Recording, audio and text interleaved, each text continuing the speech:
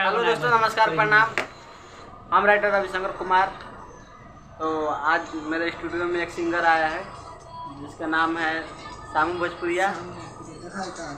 हम इनसे आज एक गाने पर डांस कराने वाले हैं। तो आइए इनसे पूछते हैं डांस मतलब करेंगे कि नहीं करेंगे। तो सामू भोजपुरिया आइए, कुछ बोलिए इसमें। देखिए यही सामू भोजपुरिया। देखिए सिंगर को भी लगा रहे हैं। क्या सिंगर को ऐसा भी होना चाहिए? सिंगर में हर टैलेंट के साथ होना चाहिए, हर टैलेंट होना चाहिए। तो आज ये डांस करने जा रहे हैं। आइए देखते हैं डांस और एंजॉय कीजिए इनका डांस देखकर। और इस छोटे भाई का चैनल को सब्सक्राइब कीजिए और शेयर कीजिए, कमेंट कीजिए। चलिए इनके डांस पर एंजॉय करते हैं आज।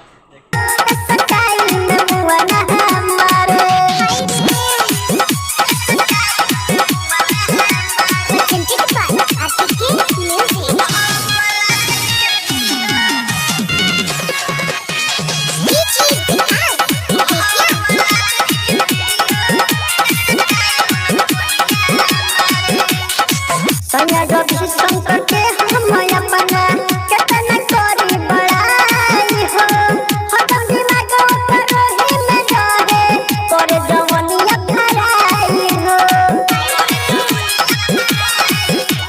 दिया बाते दिया बाजो लगा भुकर पक्षी सब बहरा लगा जेवरा और दुंडा के सवा हो बारे दुनु देहिया के तोर दुखारे के वीडियो स्टाइल मोटिया हमारे तुझे बहुआ देख के वीडियो स्टाइल में मुआ हमारे रोज साथी पवन के